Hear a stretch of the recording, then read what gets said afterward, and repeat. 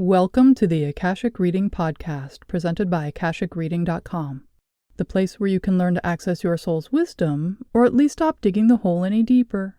I'm your host, Terry Uktana, and today we'll be talking about how to expand our suchness, our life force, and Akasha out into the world to help things repair, heal, grow, and become in ways which are positive for not only us, but all that is.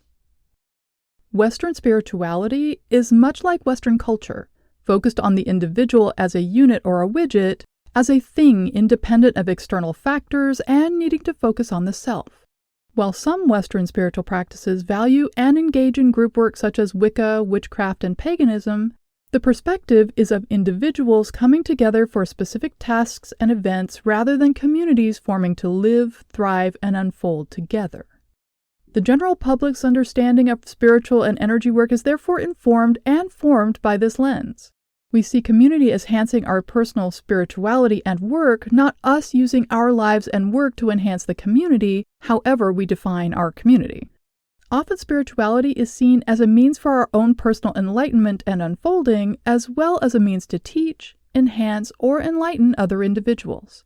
This isn't wrong or bad, just a bit narrow-focused.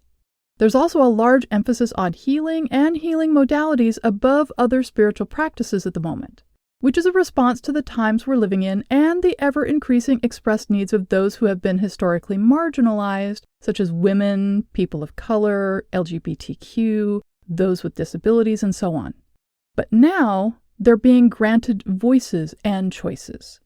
Energy work in all its forms is a primary example of this, being used for healing in a variety of aspects, from the needs of individuals to retrieving and expressing wisdom from sources beyond the veil, and to resolving harms to land or ruptures in the planetary energy grid.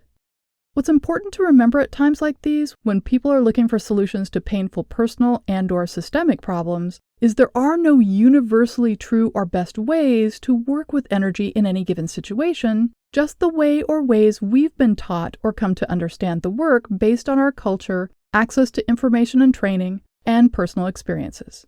Better to provide what help and remedy you can rather than wait for the perfect solution only to find the problem is no longer solvable. The Western culture perspective, which sees everyone as a distinct and disconnected individual, is only one way to experience life. There are cultures which don't see human beings exclusively as individual units which are a means to produce something or as products to be used. For example, the hundreds upon hundreds of indigenous cultures existing today experience the world from a very different viewpoint. Each individual person within a tribe, clan, or community is themselves, but their definition consists of both and. They are themselves, but they are also a member of a living thing, a community which has its own suchness, its own breath of life. This life is situated in relationship and interconnection with geography, flora and fauna, and within time interconnection with the ancestors and future generations. Each of these connections is interwoven within each person, and their daily lives build, maintain, and further the connection and their community. Indigenous people, in general, do not see energy or energy work as a tool or as single-focused on practices such as healing or enlightenment. They spend their lives in relationship to energy, allowing it to flow through them in everything they are and do. This includes healing work when it's needed, enlightenment in harmony with their experiences, growing and maturing, and exploration of what is possible for them, their family, and the community as a whole. In the West, this concept was expressed by Carol Hanisch, who said, "The personal is political." This means even though we may live in a culture which tries to ignore and subvert our awareness of our connections, we are each part of an interconnected whole. What each of us does and is, intentionally or otherwise, is what creates and maintains the bigger picture. We are the world we are living in, and we have the ability to support and/or change it. It can feel as if we don't, while at the same time, it can feel as if we have an overwhelming number of options and it's impossible to choose between them.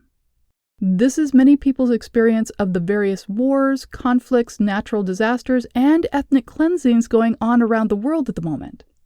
Many of my clients and personal communities struggle with wanting to help and not knowing what they can or should do in a world where we have all the options and no clear path as to what is best.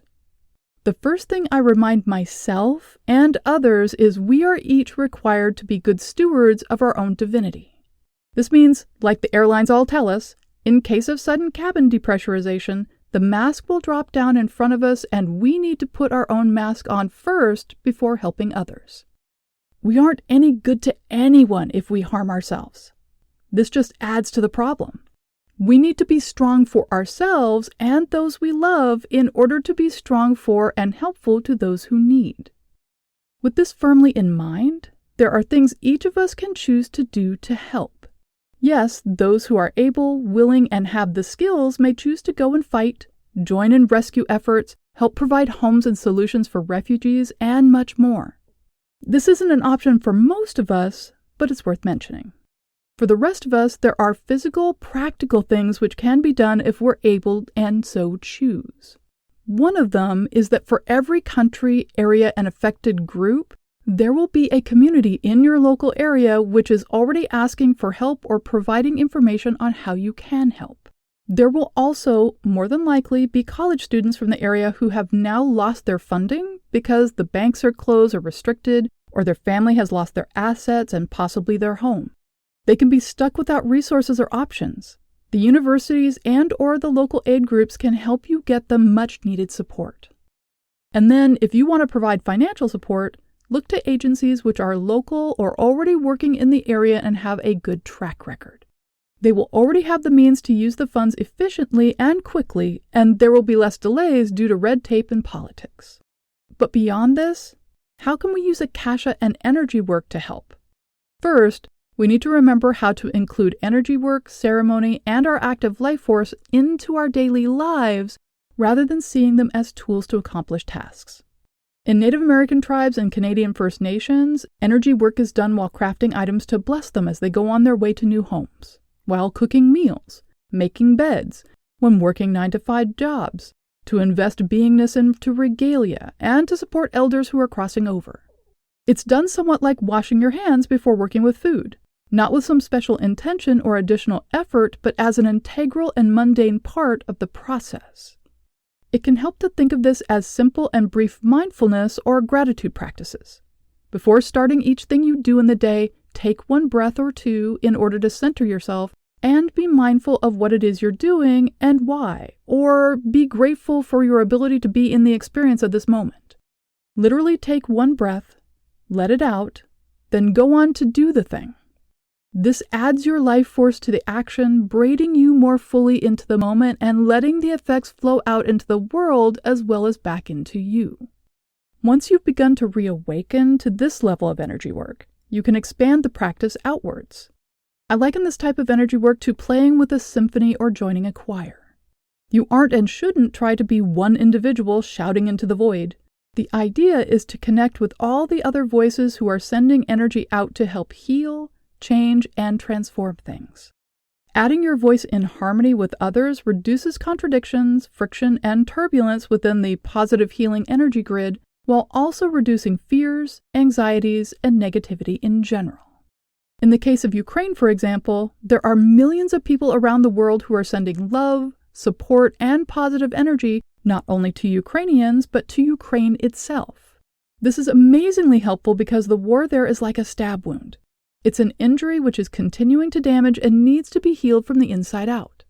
With our personal positive energy, each of us can become part of the healing process, one of the cells which is repairing this precious being and supporting it in coming back to its whole and healthy self.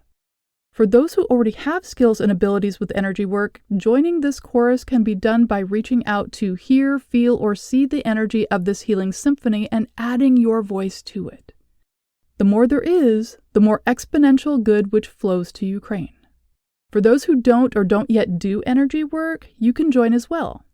Using an image in your mind, a printed map of Ukraine, or even a symbol for the Ukrainian people, allow yourself to feel the healing, support, love, and care you have for them and this situation.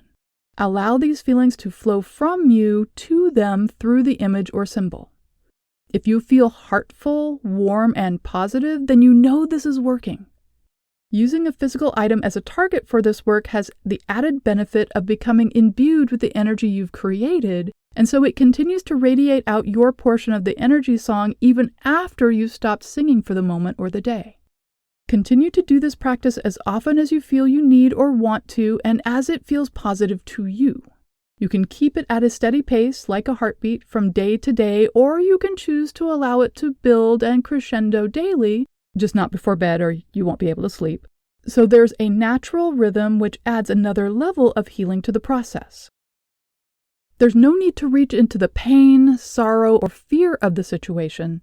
These energies are being released and dispersed naturally by those involved and those on the ground. Connecting directly to them from a distance can be injurious to you as an individual or create a disharmony which prevents you from joining the chorus. Each of us has the ability to expand our suchness, our life force and Akasha, out into the world to help things repair, heal, grow, and become in ways which are positive for not only us, but all that is. We don't have to be superheroes, unplug from the system, or sacrifice who we are in order to make a difference. We are each a piece of divinity, and our beingness is powerful just as it is. Connect, and let your heart be heard. And that's all the time we have this week. If you're interested in knowing more, check out my website, Akashicreading.com. Thank you to my patron of honor this week, Ingrid Grace. If you're enjoying this podcast, please consider supporting it by subscribing on Patreon. For just $5 a month, you can join in weekly patron-only classes, see all my other offerings, and get regular updates about what I'm working on at patreon.com/TerryUktana. Thanks. Bye.